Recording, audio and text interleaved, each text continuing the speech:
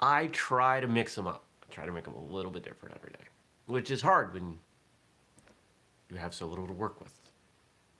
Just like my face. Having fun. Here we go for more fun with the show in 3, 2, 1. Rhyme not intended. Good morning, everybody. Welcome. Today is Thursday. It's February 4th, 2021. My name is Jeremy, and this is my first cup of coffee.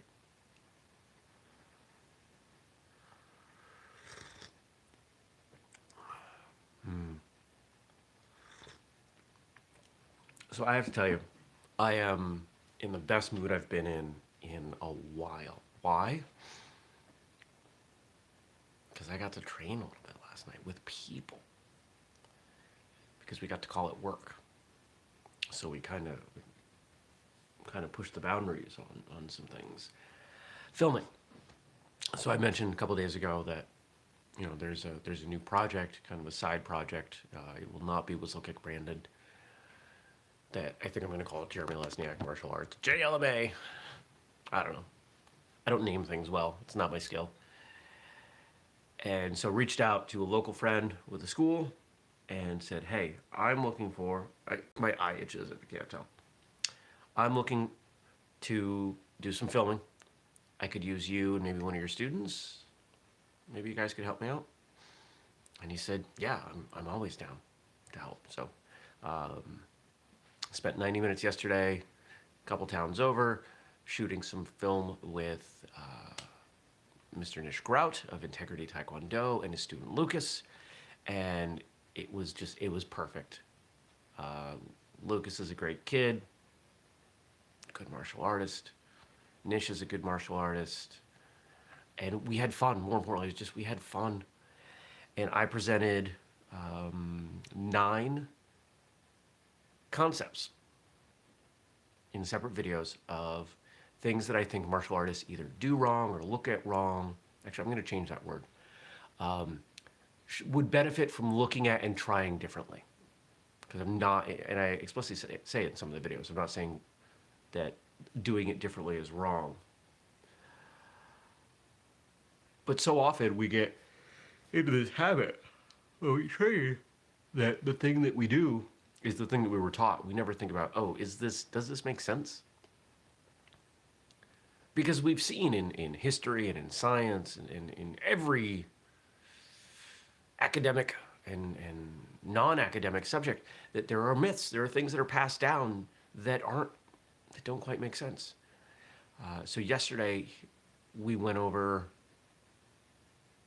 well, here's one. We went over why a true back kick really doesn't happen above the knee. Now, I'm all for kicking to the head. Doesn't work on a back kick.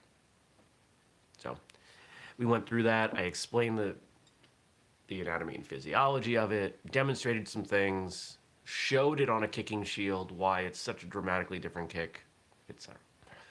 And we did 8 others. And I'm going to watch them. They're all like 3 to 4 minutes. They end up being much shorter than I expected, which I'm actually happy with. Good morning, Stacy. And we'll put them out.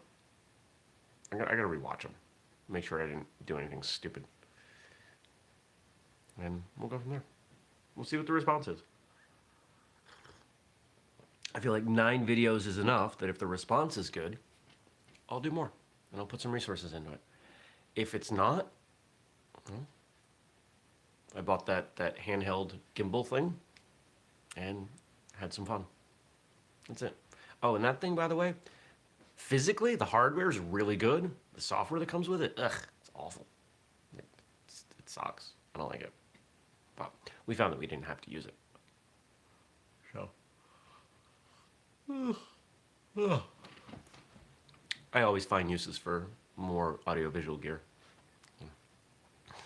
Eventually, the warehouse will probably get converted into a studio.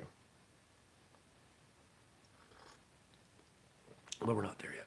That might be a summer project. There are some things that I want to do to clean it up, make it a little nicer. What else happened yesterday? Went and looked at a Land Cruiser. I don't know if you all remember, there was one out in Colorado that I thought I was buying, and it fell through. Went and looked at one locally. I don't think it's going to work out. Price is high. There's maintenance that hasn't been done to it. The underside, because we're in Vermont, is more rusty. Although in spots it's rough. In other spots it's not that rough. But if we add it all up, it's not the right one.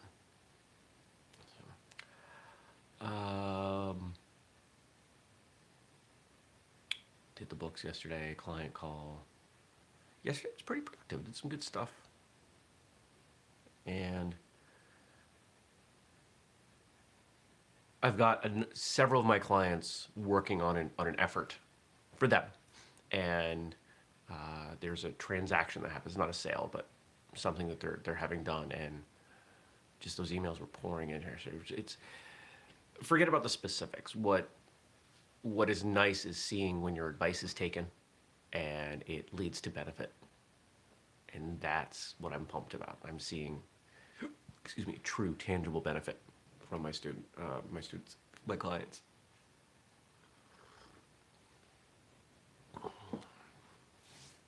Students, I don't have students. I would consider like a monthly training thing, kind of like my karate instructors did the last few years. I would consider doing something like that here. But COVID. So. Is there anything else to talk about yesterday? We got some snow. I'm gonna have to run the snowblower at some point. Stacy says, yes, for clients who are students, they are learning from you. Yeah, they are. They are. I don't want to call, in the context of that relationship, though, I don't want to refer to myself as a teacher because in business, it comes across condescending. They didn't come to me to learn. They came to me for my effort and my knowledge, which I know.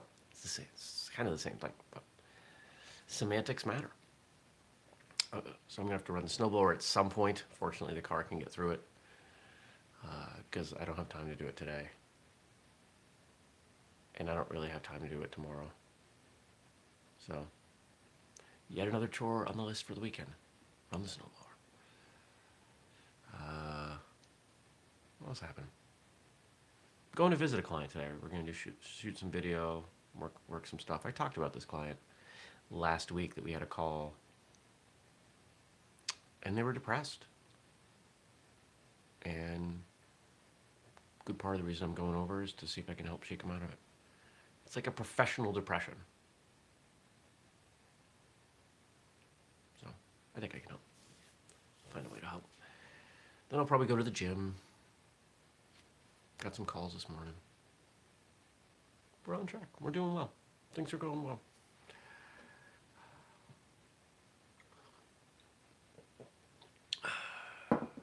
It's Thursday. There's an episode out. I don't know what it is. Unless it just showed up on here. Let's see.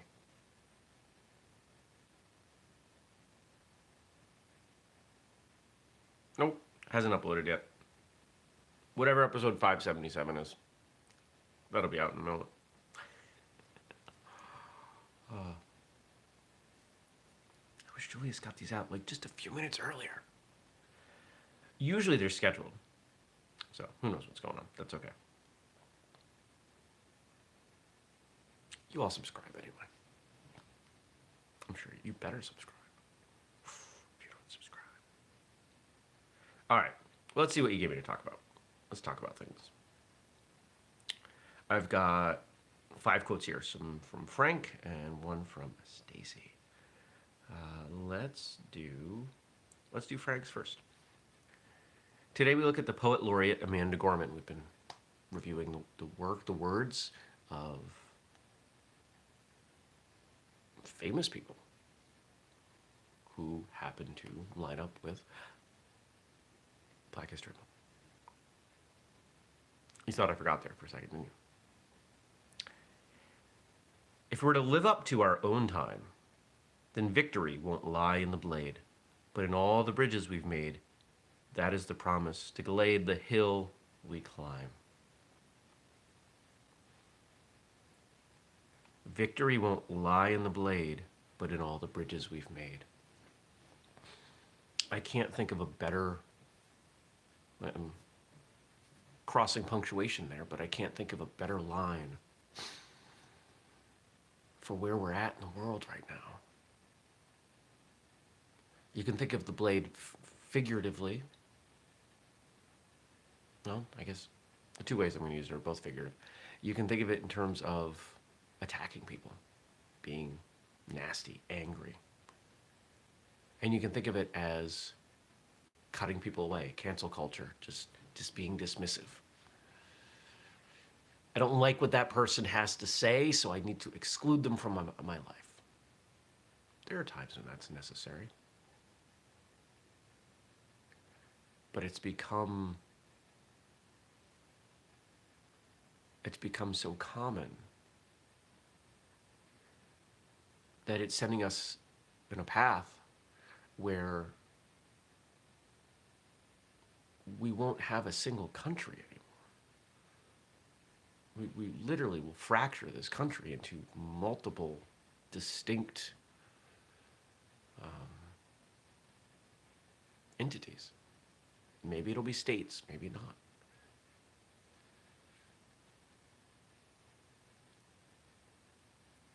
Bridges, building bridges. It's so much more work. It's so much more rewarding. It's so much more important. If you're at all remotely my age, I think there's a pretty good shot that when you were growing up, you were taught a variety of things when you were really young, including the importance of sharing, the importance of compromise, the importance of hearing other people's perspectives. All of these things that become important tools as an adult to foster a society. And I see so many people having forgotten those lessons. If they were so important, why did we teach them to our children? Why did we have to learn them? Why were they so important that they were the first things we learned? Well, they are important, and we're ignoring them. Stacy says Sesame Street and Romper Room taught me that. For me, it was Sesame Street and Mr. Rogers. Emmett's asking where he can order the novel. It's only on Amazon right now. We're not bringing in copies. We're not doing autographed copies at the moment because I'm really trying to get sales up. And when we bring in copies, they don't really count as sales in the same way. So Amazon.com or .co.uk or .de, .jp, .il, .au, .fr, .es. Oh, there's more. Any of the Amazons, you should be able to get it.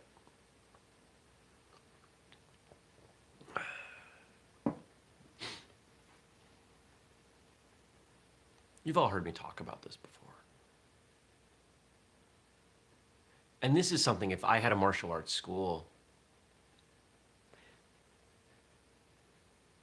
Stacey says, put a link to Amazon on your site. I've done that before. The problem is with Shopify, with the platform that we use, it shows up with big out of stock before they even get to the link. And in the past, it's confused people.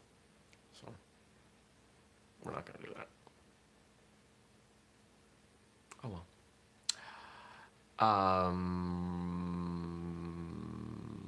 Oh, if I had, no, not bad at all. She says, oof, sorry, nothing to apologize for. I appreciate the suggestion. If I had my own martial arts school and I was working with kids, I would probably be mildly subversive for the time. Because I would be making sure the kids had these lessons. And I wouldn't be doing it in such an overt way that people picked up on what I was doing. I'd be creating scenarios, role play. Hey, that kid walks up and takes your toy. What do? Do you punch him in the face? No, right? Like that kind of stuff. Oh, you know, the other thing I worked on yesterday was the hybrid strength speed program. I'm finally dialing it in. It's getting there. It's work. It's work to fuse these concepts and come up with something that is worth doing. Because it's a 90-day program. The speed program is a 90-day program, and it's effective. So to take that same 90 days and maintain as much of that speed development while getting stronger, oof, that's hard work. Poetry is always at the pulse of the most dangerous and the most daring questions that a nation or a world might face.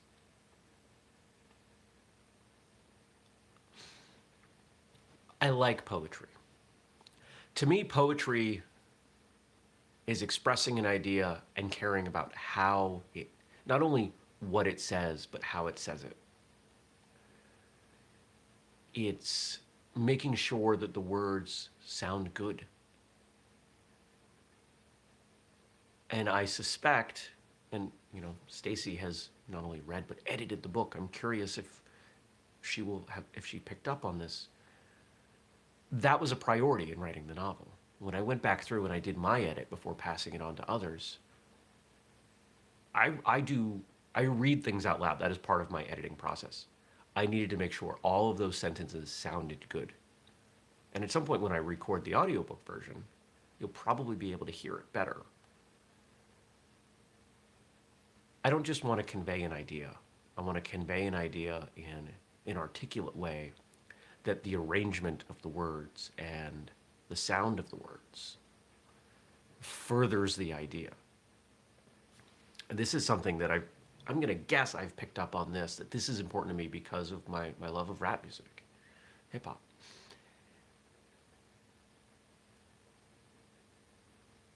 How words fit together matters. And when I think about the musicians that I love the most, they have not only a way of expressing ideas, but doing it creatively and in such a way that the words almost become notes. It's kind of like they're an instrument, and the words not only are words, but they're music, they're sound that combines in a certain way to create a mood. And I think that's great. I have a lot of respect for that.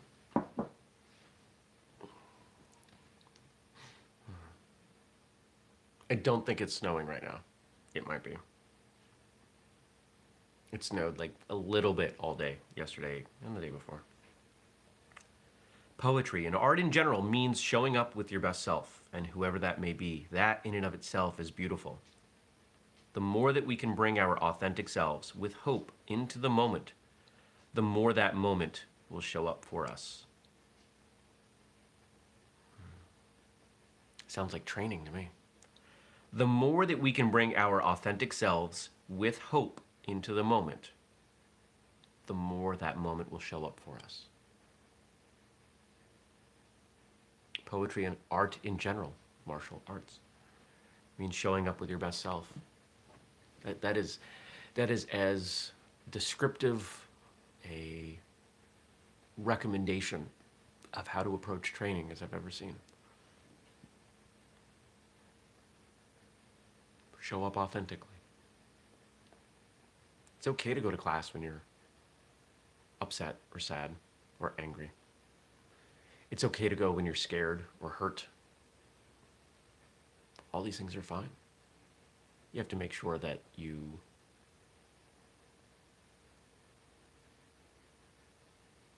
aren't negatively impacting others' training. But you gotta show up. And you might as well show up as you, whoever you are at that moment, wherever you are in life. If you're happy, be happy. If you're not, that's okay.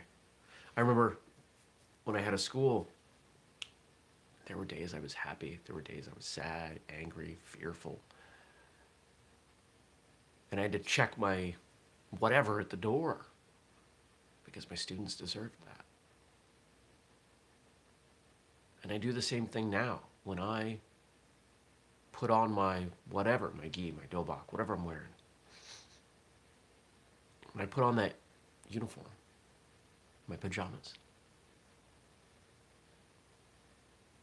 I usually take a moment, I close my eyes, and I count to 10. And when I get to 10, I'm in training mode. And I do my best to let all the outside stuff fall away as I count up.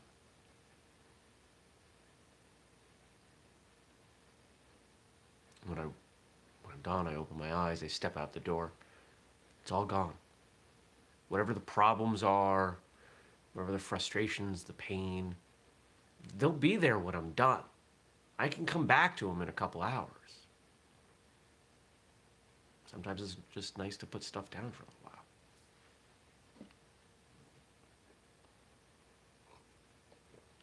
But it doesn't always work. So if that pain is there, I try to train with it, not through it or around it, but with it. It's fuel. It inspires whatever I'm doing.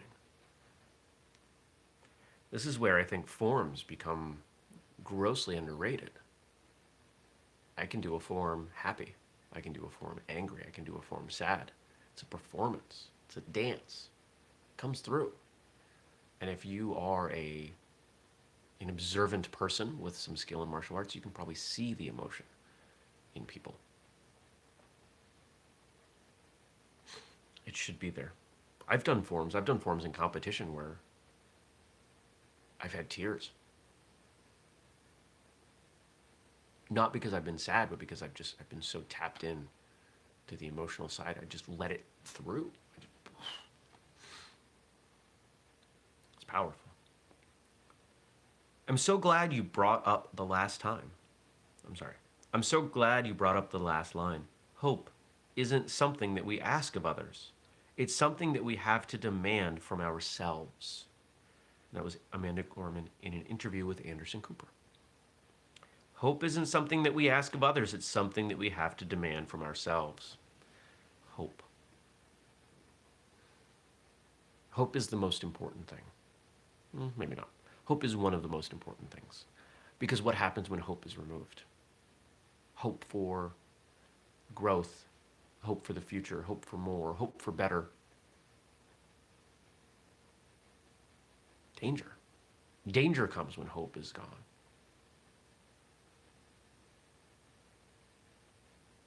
The most dangerous people are those with nothing to lose. Those without hope. Those without any provision for betterment.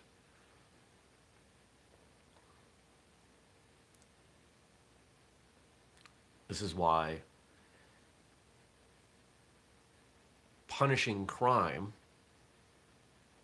or I should say, the punishment for being a criminal doesn't just prevent people from doing crime.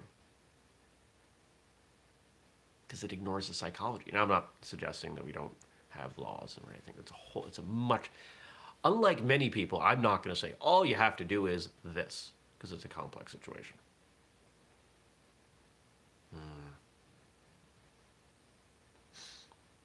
Stacy says, ask some of those characters in your book what a world without hope is. Why we love Rachel and Gerald and Victoria. Yeah. That was an important concept in the book. How different people find hope or handle not having hope. I am hopeful. I'm hopeful for so many things. I'm grateful for what I have, and I'm hopeful that I will have more.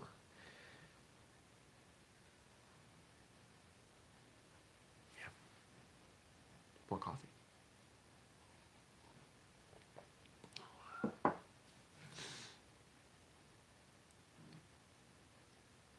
Hope.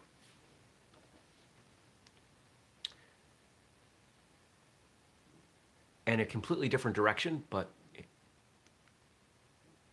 an important quote nonetheless from Stacy. Thank you, Stacy. If you don't make time for your wellness, you will have to make time for your illness. Dr. Anna Young.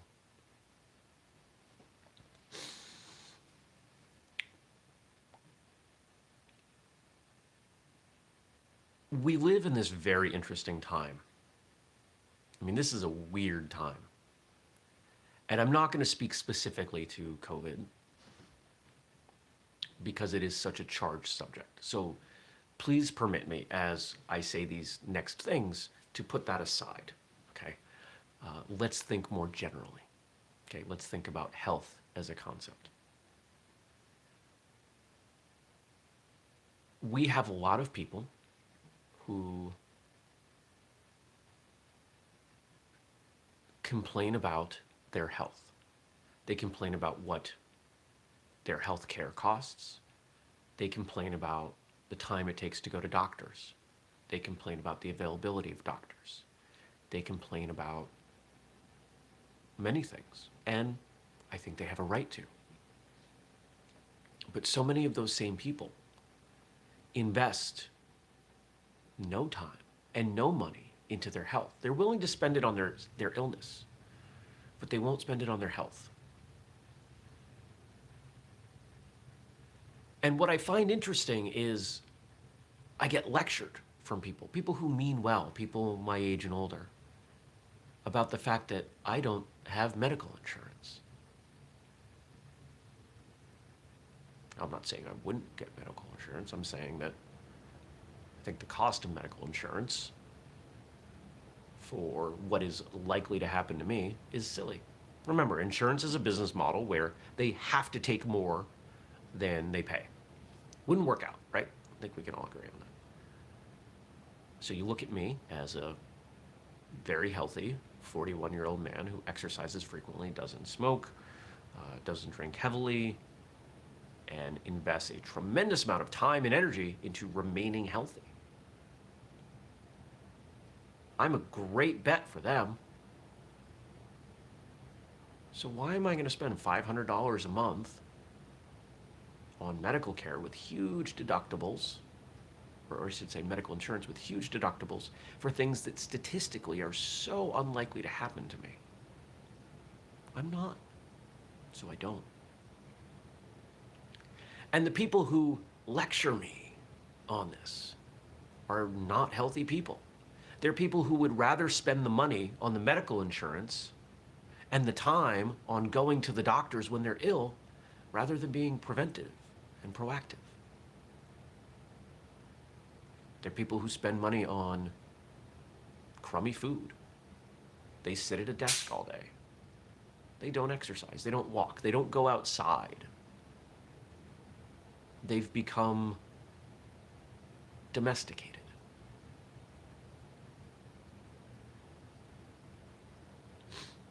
I have no doubt that as I age, at some point my body will start to break down. I'm in the best shape of my life. I can say that point blank.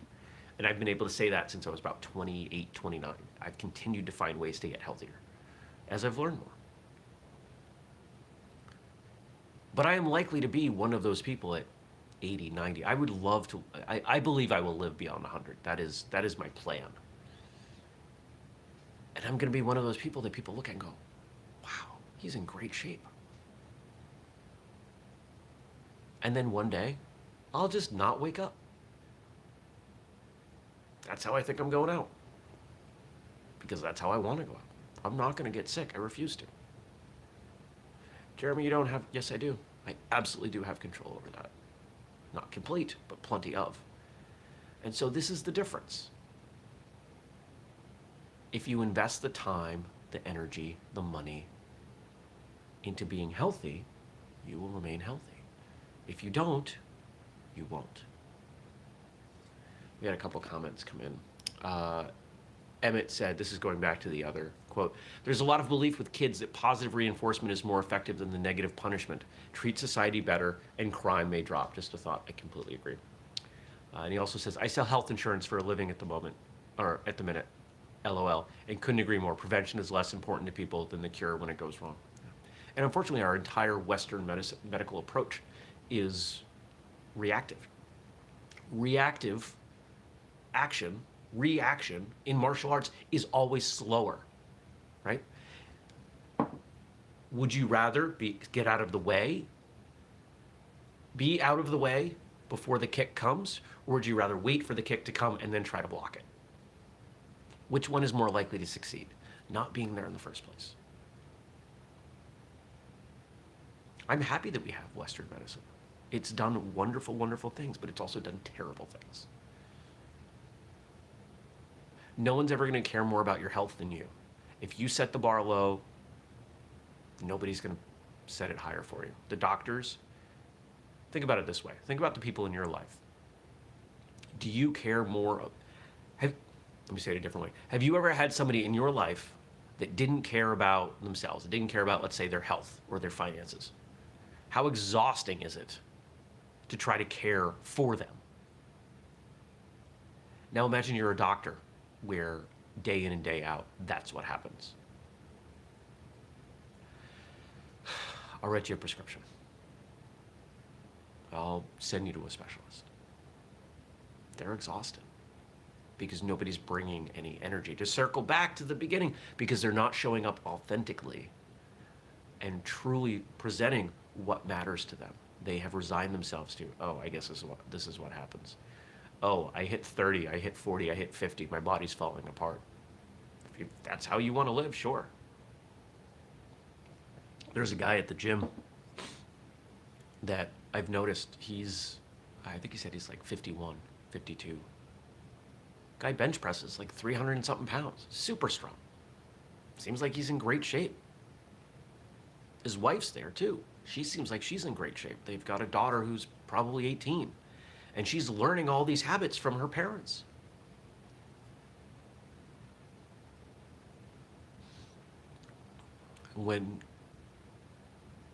What's the quote? When you change the way you look at things, the things you look at change. It's never too late.